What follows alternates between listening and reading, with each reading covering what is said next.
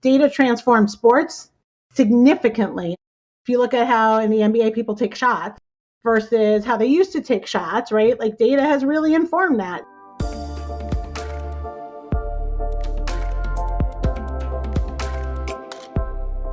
Today, we have the pleasure of sitting down with Koley Corte, the Chief Marketing Officer at Metlife.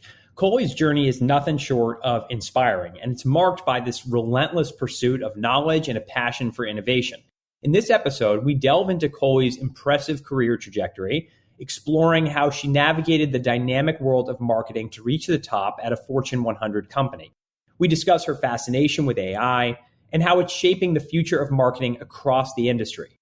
We also cover the value she places on healthy friction within teams and her commitment to being what she calls the girl of the people, always staying connected to those that she leads and serves.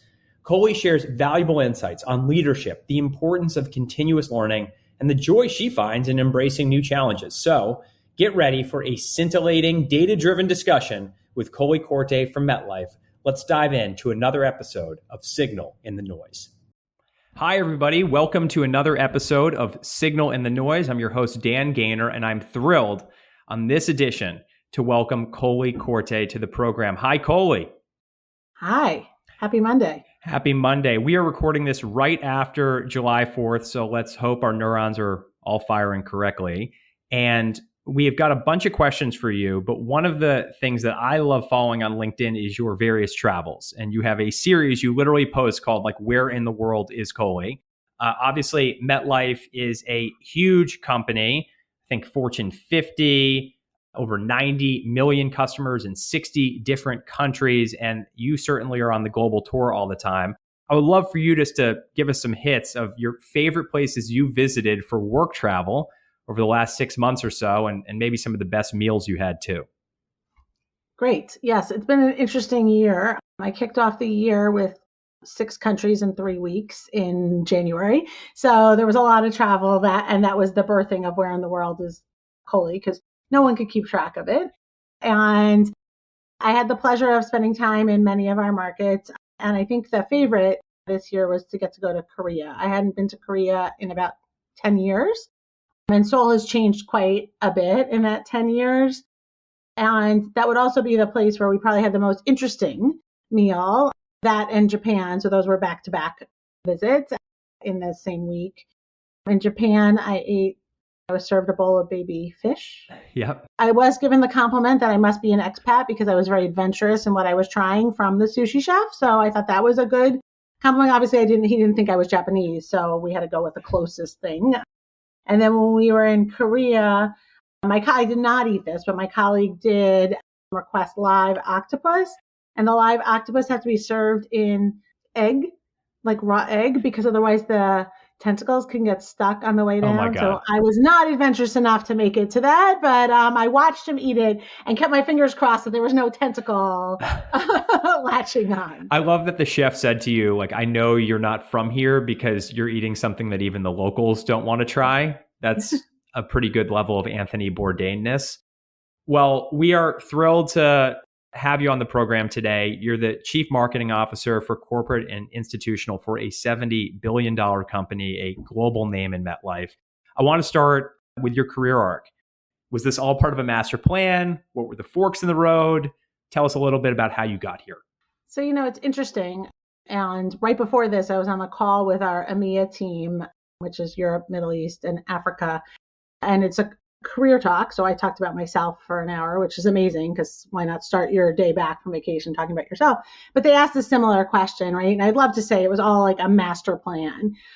And I think I've mentioned to you before that I have a son. My older son is a senior and just graduated high school and he's going to college. And while we were looking at schools in the spring, he said to me, how do you go from being analyst, right? Let's say your first job when you graduate at a big company like a Vanguard or a Metlife, he used Vanguard in his example, to being CEO. And I said, well, I haven't quite made it all the way there yet, so I don't have all the answers.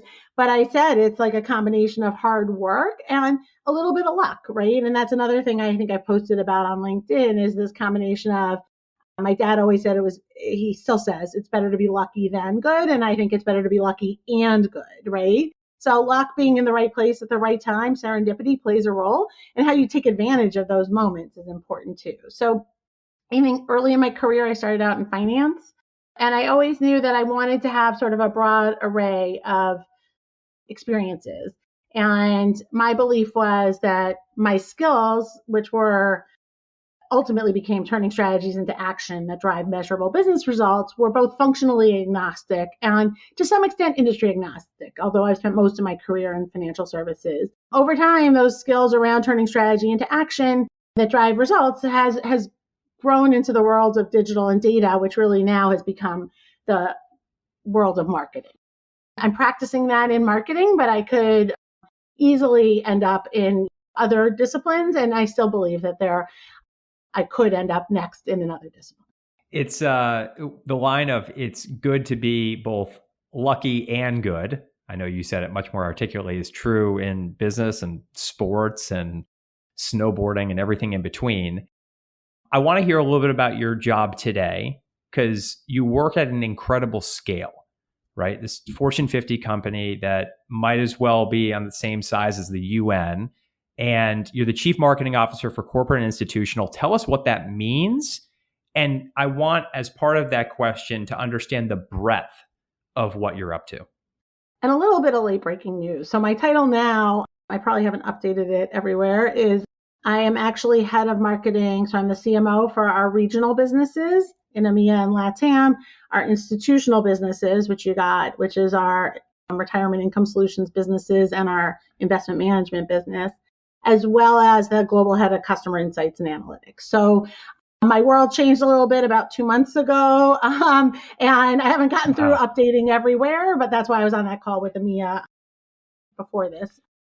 So anyway, a little bit about my role. So what I think is super important is that we get to know all of our customers. Now, we don't know them all at a corporate level, but somewhere in the business, everyone knows one of those customers. And how do we use that and harness that knowledge, that data, that insight to drive more personal and relevant engagement at scale, right? To your point that we need to be able to do it at scale. So how do we use new tools, new solutions, but how do we use that knowledge as the place that we start to create all of the ways that we can develop solutions, that we can engage those customers, that we can grow relationships, we can build new relationships, and we can expand the relationships we have. Fascinating. And so talk a little bit about what that transformation looks like in click down.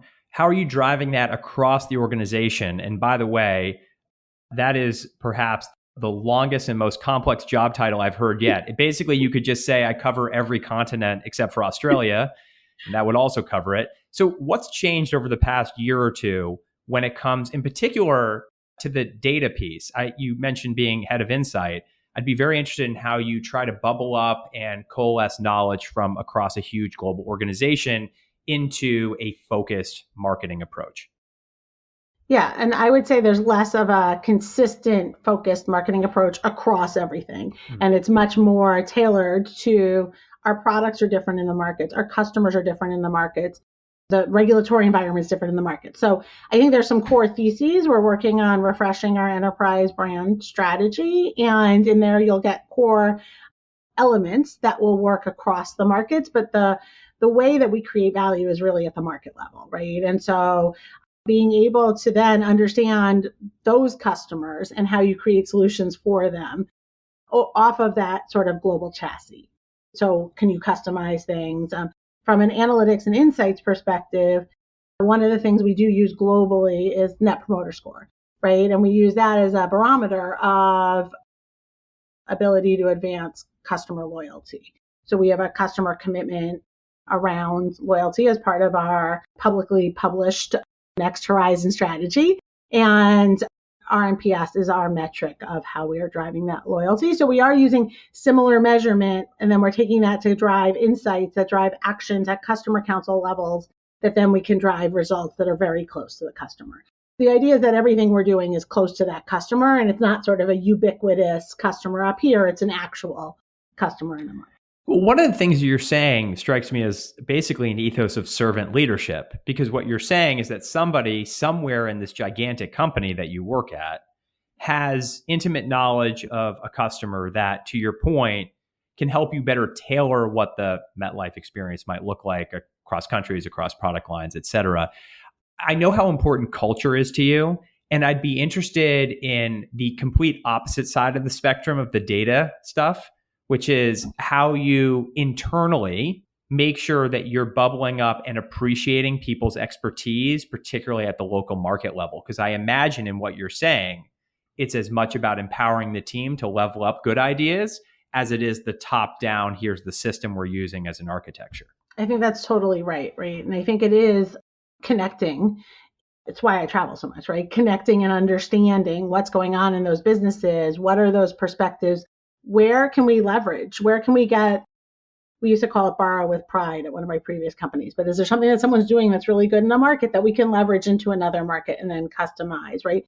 But how do we get those voices from the people in the market to bubble up, right? And that is a huge part of our culture. We are a large organization, but we're also a collection of individuals, right? At the end of the day, there is no there is a MetLife, but it's all the people at MetLife that bring that to life along with our products and services.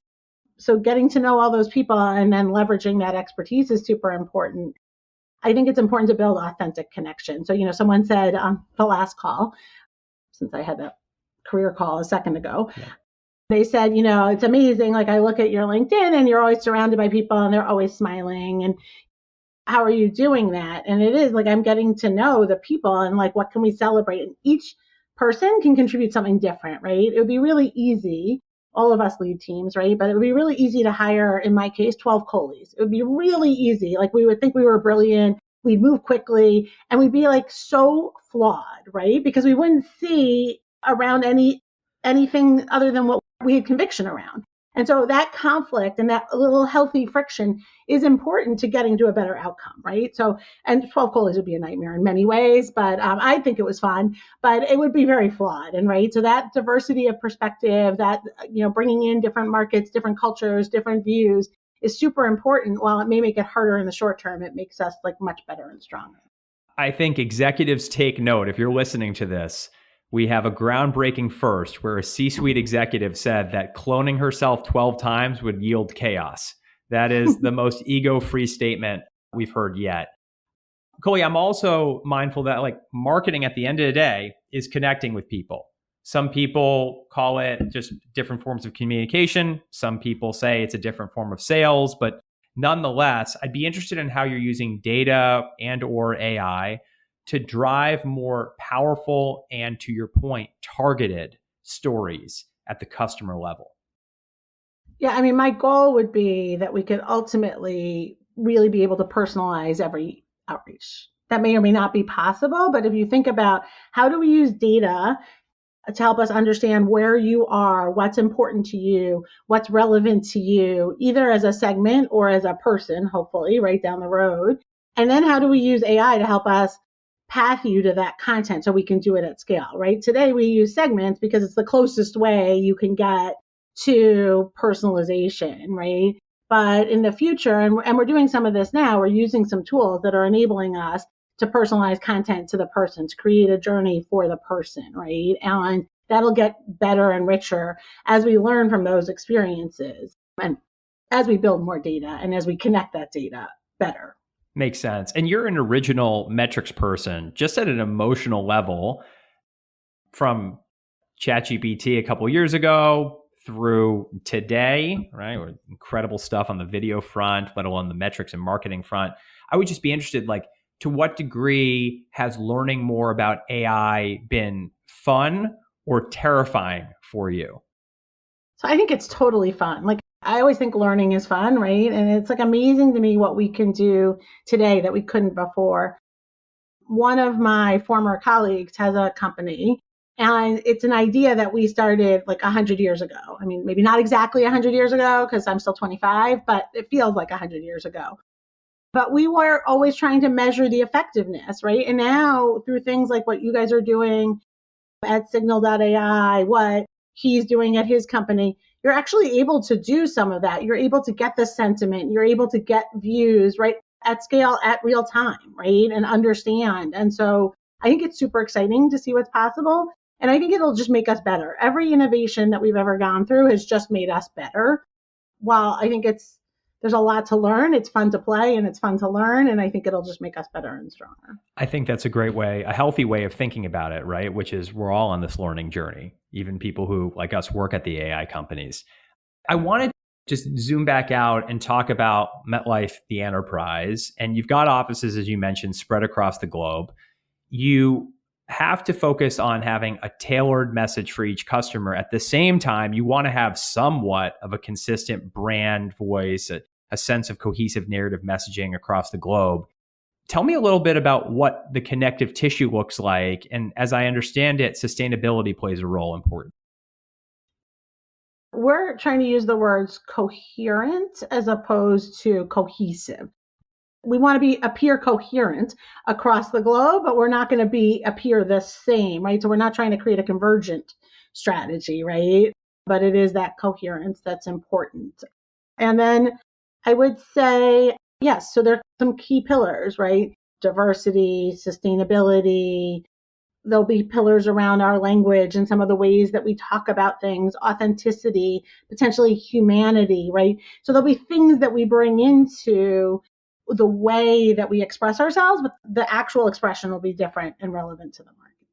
Fabulous, fabulous. And part of that is trying to break through the noise because it's such a cacophonous marketplace that we need to think about channels slightly differently. And B2B marketers, especially in your industry, often leverage thought leadership, content marketing to convey their messages. It's this owned approach. So you're emphasizing the idea that it's not just about who has the biggest megaphone, but also who has the most authentic message. And so I just wanted to understand a little bit more about how you're promoting these types of owned content activations, from thought leadership to executive communications to even your sponsorship activities, to reach both customers and the broader public who are not yet customers. Yeah, and for me, it's about how do we drive consideration. If we think about the funnel, right, and we're building our measurement framework now, but to me, it's around consideration and the momentum around consideration, right? Because awareness, you and I talked about this earlier, but we have obviously Metlife Stadium in the New York, New Jersey area. I think that creates awareness, but it creates little in terms of understanding who and what we are and what we offer, right? When you looked with us at the stadium, one of the things we found was like lots of comments about the turf. Like that has nothing to do with us, right? And so, right, creating relevance and differentiation and then consideration is what's really important as we move down the decision-making funnel. And so like in the stadium example, where we see the most value is in the hosting, right? Like who we're bringing. We can see direct value and then we get a huge value out of that. And that's great. But how do we create more of that, right? And thought leadership is a way that you can create relevance. To the point I had before about how can you use data and insights, like what would be great is not just that we had broad thought leadership, but that we could tailor it to where you are in your journey, right? That you might want to learn more about this and I might want to learn more about that, and that we're providing those things to you and we're, expanding your thinking. It's particularly important in the investment space, as you said, like in the B2B space. Those are spaces where people are looking to learn more, right? They're not just looking for a sell, because that journey takes a long time, right? They're getting to know us. They're getting to know how we think. They're getting to know our decision making, our viewpoints on the world, right? And those things will influence maybe the first investment they make, but also then how they expand the investments they consider with us. And, something you said earlier, I think is very resonant in the B2B space, which is they're filled with human beings, right? MetLife is filled with human beings, and even giant institutional investors are filled with human beings who have emotions and impulses like everyone else. So how can you humanize? I wanted to double click on the idea of thought leadership, but for you in particular, or your views on chief marketing, chief comms officers who are often behind the scenes. Oh, we're here shaping the message. And one of the things I really admire about you is whether it's posting on LinkedIn, where in the world is Koley, or putting out some content that feels a bit evergreen. You posted, if you don't mind me reading, one of these things about your definition of success, which I thought was really good. You said success isn't a one-time thing. It's this ongoing state of being that can take a few hits and still be refined over time. That is something that is just as inspirational to the intern as it is a fellow Fortune 50 CMO. And I wanted to get your take on why you think it's important for folks in your title to step forward and do a bit thought leadership on your own? Yeah, I think a couple of things. I think earlier in my career, I had someone give me advice that your brand becomes important to you externally, right, as you build your career and everything else, but also becomes important internally. I build some external expertise. Hopefully that's accretive to Metlife, right? We believe it is. I'm perceived as an expert in the industry, right? And then that also helps internally in terms of people either being motivated, like seeing a role model, wanting to listen to me or hear what I have to say, right? So I feel like I have a couple pillars I talk about that I try and talk about when I speak externally, when I join things like this podcast, when I post on LinkedIn, right? That are part of who I am. They're authentic, right? But they're also part of how I want to talk to people, right? And it is about the future of marketing, sort of modern marketing. It is about leadership. And then there's like some things that are more about either A, Metlife, or B, about me, right? And like, because then it's authentic to who I am, right? And the things about me tend to cross over those different pillars, right? You know, we try and tie them together, and I try and I bring in a lot of stories about my dad because he has a lot of good stories. He's a big influence on me, and he's a lot of how I learned about sports. And if we think about sports, data transforms sports significantly. And I think you and I looked at some of this, but like if you look at how in the NBA people take shots versus how they used to take shots, right? Like data has really informed that. Now, talent has also informed that, right? Players like Steph Curry. And the same when you look at baseball. So my dad would always say to me, he grew up a Dodgers fan and he hates the Yankees. I'm a Yankees fan. So it's like a little bit of a friction. So it's that fun friction, right? But he would say to me, oh, well, in my day, the pitcher pitched the whole game. And I was like, yeah, the data shows that they shouldn't pitch the whole game. So now you can have a closer, right? And so we talked about that. And then when I told him, well, that's how he understands what I do. It's like data change sports. Why wouldn't data change how we do business, right? Why wouldn't data inform every decision we make? Because we can make better decisions now. We have more insights. We have more history of data.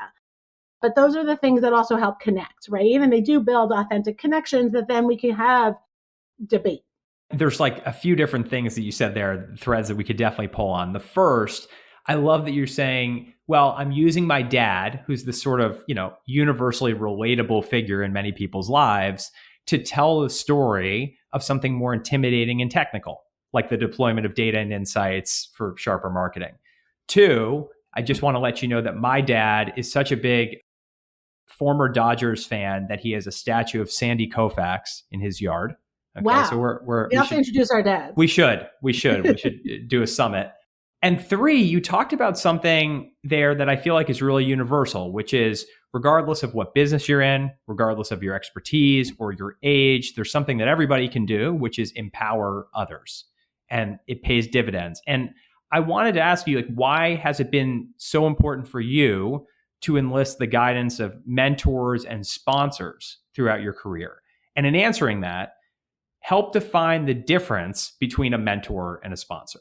We all need influence and we all need direction. On the last call I was on, someone asked me who I go to for advice, right? And I came up with a few people, right? So we have my parents. My parents continue to play a very formative role in my perspective, in my work ethic, in my point of view, right? Then you have like the people you work with, right? Who hopefully, take an interest in your development, right? Coming into Metlife at a senior level as someone from outside, like there was a high risk of organ rejection, right? So getting advice from peers, people who had either made that transition or people who had grown up there was like super important. Like, hey, I've been successful, but not necessarily here. Like, how do I do it here? And then I think I have like a little bit of a board of advisors. So when I was looking at my next opportunity, someone had suggested I form this board of advisors. And every opportunity I ran past them and I got their perspective of strengths, weaknesses. I didn't necessarily follow, their exact direction, but it gave me more perspective. And I think more perspective is always important. And then I have a coach, right? And I think everyone could benefit from a coach. Athletes have coaches. Those of us at work could use a coach, right? It's great to have someone to bounce things off of. Where is my authenticity a strength? Where is it going to hurt me? And where do I have to think about other approaches? And I heard Carla Harris recently. Well, I saw a recording of it. I didn't hear her speak live. She's on our board and she's super impressive. But she talked about authenticity. There's actually like 20 Carlas. Which Carla is she bringing that day? In her case, she was like Carla, the gospel singer, or was it Carla, the ruthless business person, right? Like, which Carla was it? And so it's not that you're changing who you are. It's that you actually have different facets of who you are that you bring to bear.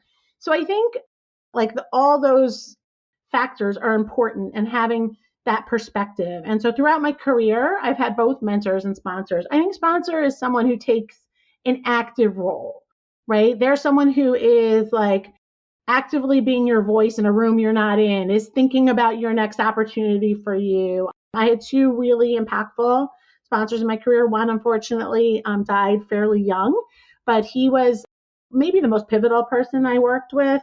He was the person who told me when I moved from finance into strategy that you need to be a girl of the people and not a girl of the tower. And his thing was like, I want you to do actionable, implementable strategies that drive results. And that's sort of my hallmark, right? So I always said if I had a tattoo, it would be girl of the people. And the other is like, he is a very senior executive at another insurance company. He was my boss. He worked with me for a while, but he continued to advocate for me as I made different steps, including, ending up at Metlife. So I think those sponsors are important. Mentors are people who give you advice. They're super important, but they're not that advocate. And there's also reverse mentoring, right? There's a huge amount of mentoring I get from my engagement across my team, like how to do things better or how to do things differently, how to think about things differently, new tools that they're seeing, etc. It's like the music producers who are so successful for so long, and then they start working with this new, highly innovative artist, and it sort of reinvigorates their career just as much as they're helping uplift somebody who's more junior. And I think that's so powerful what you said about having a board of advisors. The willingness to invite feedback that would take you to task is something that requires a very high EQ and a very low ego. And I think it's exceptionally cool that clearly you understood it was key to success. And then the other point you made about which version of myself am I going to bring today?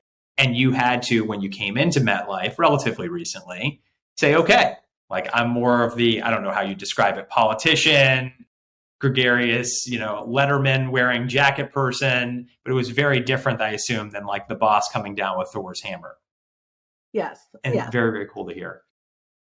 I wanted to go futuristic with you. We're almost at our 30-minute mark, so we'll wrap up shortly, I promise. But I wanted just to pick your brain on trends. And so I want to ask, what are the main trends that you think are impacting marketing leaders and big enterprise companies today? And how would you say that they changed over the past few years, given the rapid dynamic change that is happening in the market? So I think a few things. I think we started with AI. I think the pace of change that AI is driving is exciting, but is something that we all have to adapt and experiment with, right? I think agile is another one, right? We have recently adopted new ways of working in marketing at MetLife, and we're moving into an agile approach.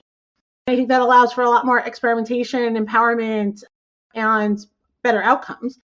But it is a very different way of working, right? And so we are going through a lot of change in terms of how decisions are made, how we engage our customers, how we use different channels. I think agility at its core is going to be super important, right? So I think being not stuck to how you've always done things. I think being open to new approaches, being open to new ideas, and then how do you test and learn, right? I do think that part of agility is super important, right? I think that will help us with adopting new technologies. It will help us with experimenting with channels. It will help us with personalization, is being open to experimentation, and that experimentation is guided by a strategy and an outcome, but isn't a dictated series of actions. That's so important because what it fundamentally means is that the entire team is in a always on student mindset. What's it called? The growth mindset, I think, technically. And what it means also is that there is a shared comfort in not having the answer.